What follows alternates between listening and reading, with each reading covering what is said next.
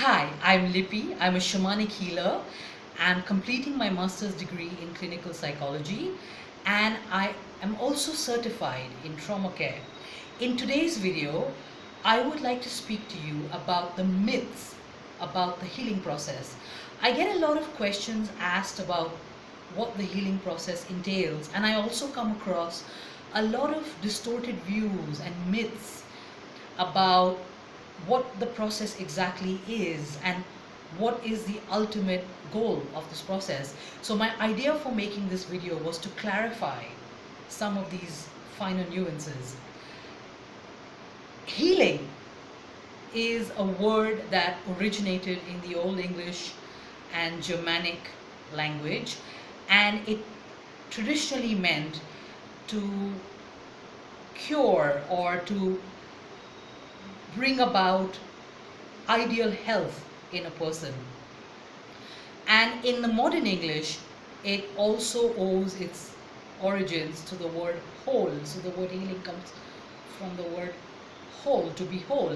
The healing that I'm referring to is not physical healing. I am talking about psychological and emotional healing. And the same rules apply. I think the meaning of the word is very powerful because it really is about becoming whole. And the only reason you would need to become whole, I believe that we already are whole in our essence, is because due to trauma, abuse, a variety of reasons that could create fragmentation in your psyche, we lose our sense of inner integration, we lose our wholeness. And to me, healing is about coming back to yourself, coming back to the integral core of who you are. That's really what it's about. And it is a process. It is not something that happens overnight, or it can. I'm not denying that miracles don't happen, but mostly it is a process, and I would like to clear the air about what the process is and what it isn't. So, number one, the first myth about the healing process is that it is constant and linear.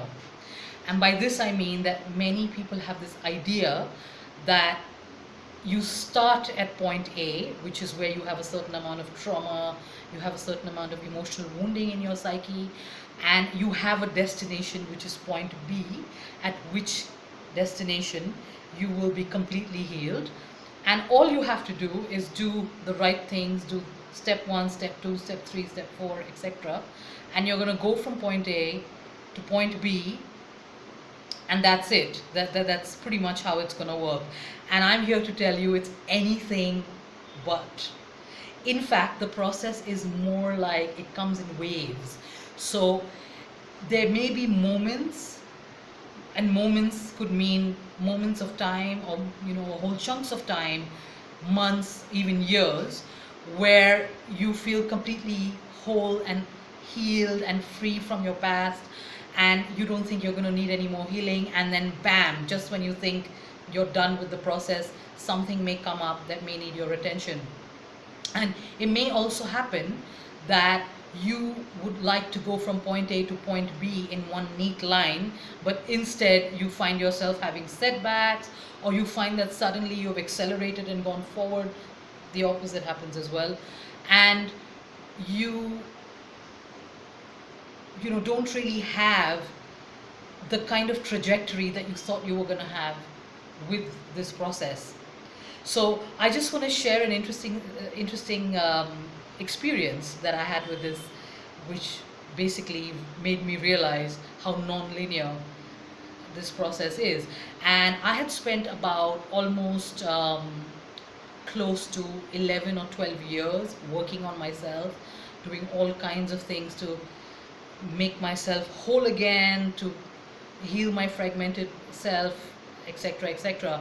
And I was going through that period of time which I had mentioned just a few minutes back, where I did not feel the need to do any more healing. I felt like that's it. I'm done, and I felt great, and I was literally flying like a little butterfly everywhere, and just very happy with all the light, energy, and the newfound sense of connection back to myself.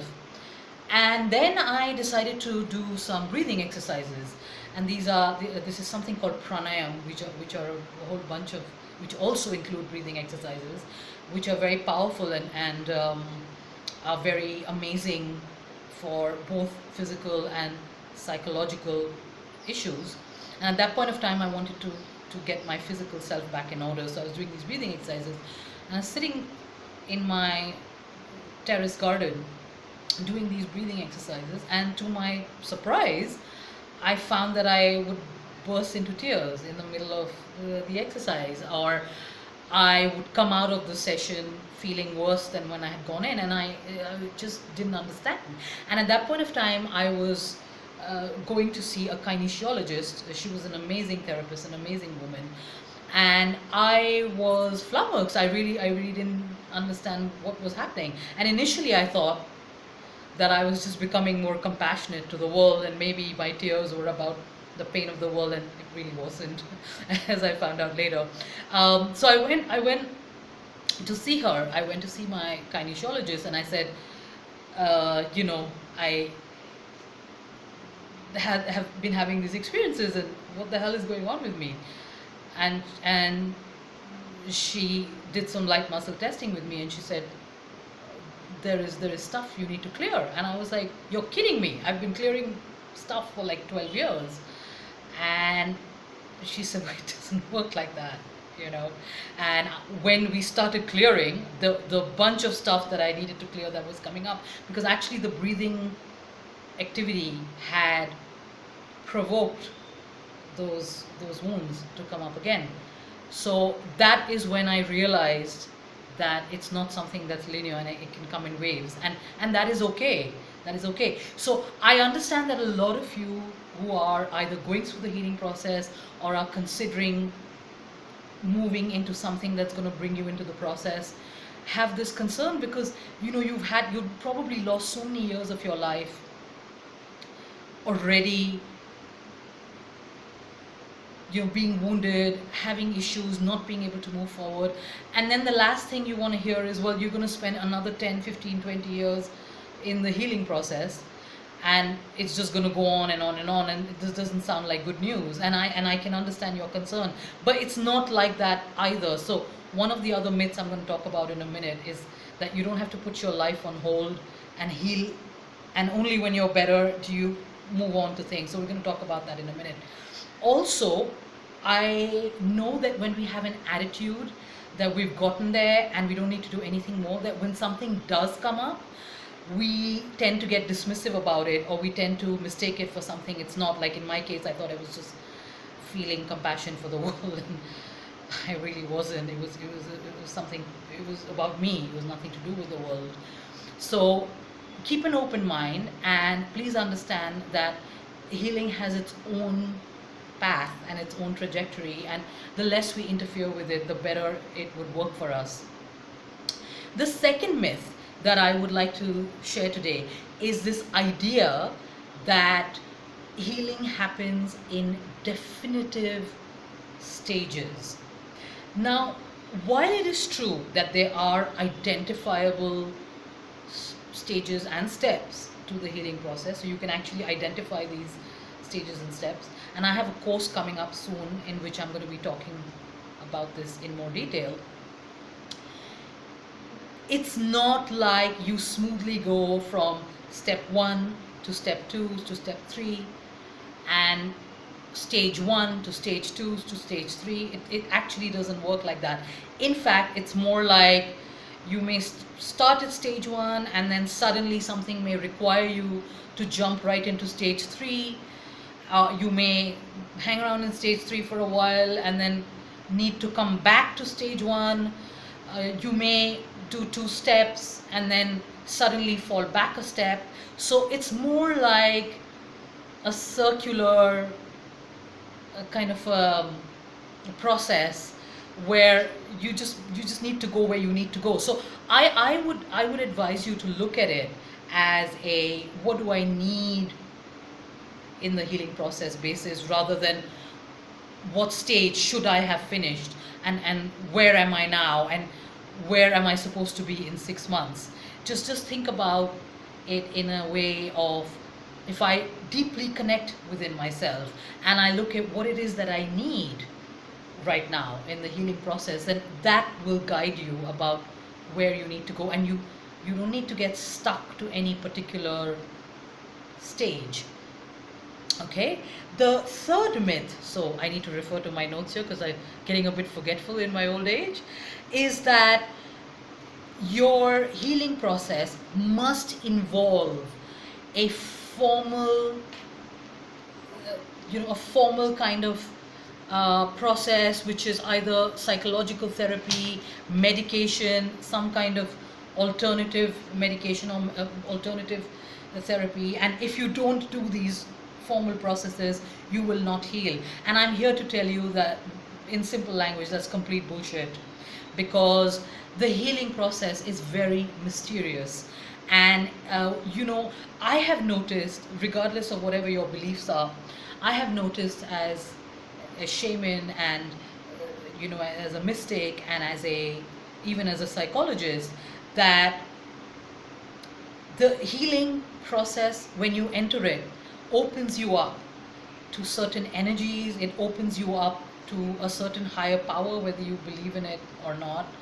And that power has its own way to bring about the desired results in your life. And I'm not saying that you shouldn't be deliberate about your healing, but what I am saying is that you also need to be a little bit flexible and open to this higher power and let it do its work in the way that it feels is going to work better for you.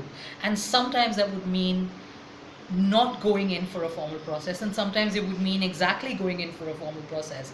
So a couple of years ago, one of my favorite authors is this amazing life coach called Martha Beck. I absolutely love her, and I was reading this book of hers about which I think is called I've forgotten the name of the book. Was it Steering by Moonlight? It was one of her books. I'm sorry, I'm sort of not remembering it. Maybe it'll come back to me later. But in one of her books, she talked about this guy who was badly addicted, and he was had lost all his money, and he was addicted to drugs and alcohol, and had lost his home and was sort of living on this trailer.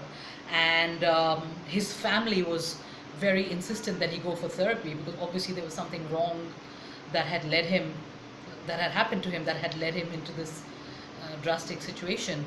But he just didn't want to go for therapy. He didn't want to take that route. He just didn't have that inclination to go there. And apparently he met a puppy, a stray puppy, who actually tried to bite him. And he was about to kick this puppy, but something in him told him to be nice. And I do not condone animal violence, please, but this is just a story. And he picked up this puppy, and he realized that he saw himself in the puppy, and he felt that this puppy and him had met by some kind of divine coincidence. He connected with that energy, and apparently the puppy brought a certain amount of healing in his life. I'm not suggesting that you go get a puppy and it's going to solve your addiction issues, and neither am I suggesting that you don't get professional help if you need it. If you need professional help, please get professional help. All I'm saying is that we don't have to get rigidly stuck to formal processes.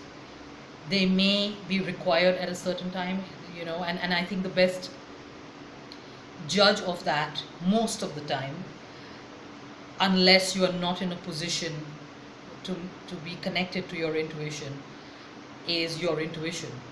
If you're connected to your intuition, you will know what is the right process for you at any given point of time. The fourth myth that I'd like to talk about is that you can't live a normal life unless you are healed. So the idea is that You go through the healing process. Again, this is that kind of linear thinking where it's like, I'm here right now, I'm traumatized, I have all these issues, I'm gonna go do this healing process or do this therapy or whatever, and I'm gonna reach a point in my life where I am healed, and then I can start living.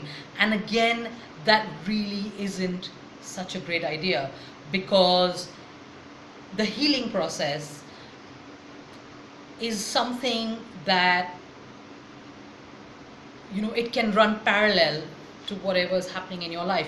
Yes, there are times when a particular subconscious block that you have, or if you have very severe complex PTSD or PTSD even, you have certain blocks that really do need to be removed, because it actually handicaps you from doing certain things. And I'm not denying or minimizing that in any way, but what I'm trying to say is that if you need to do things, don't put your life on hold to wait until the healing process is over, because it is a process, and you can't put your life on hold to wait till it's done. And maybe when you try to do things when your healing process is still going through certain stages, maybe those things will not get done the way you would like them to get done.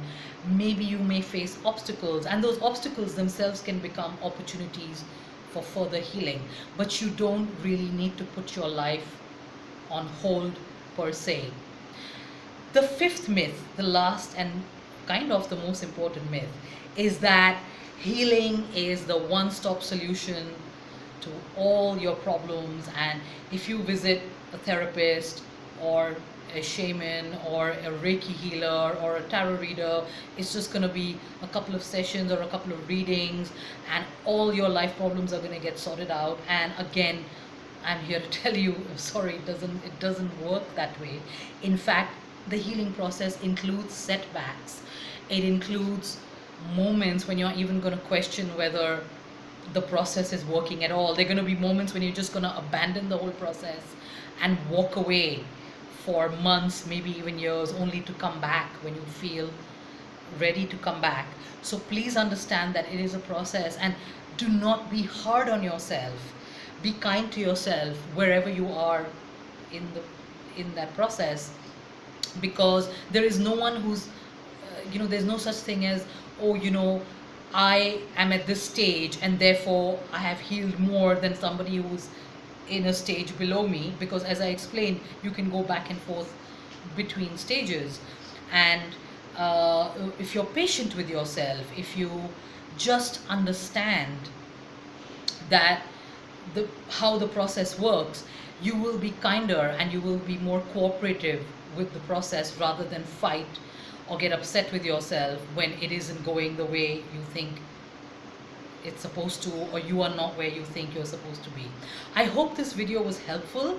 Please let me know whether you have any other questions about the healing process in the comment box below, and I look forward to seeing you in my next video. Thank you and goodbye.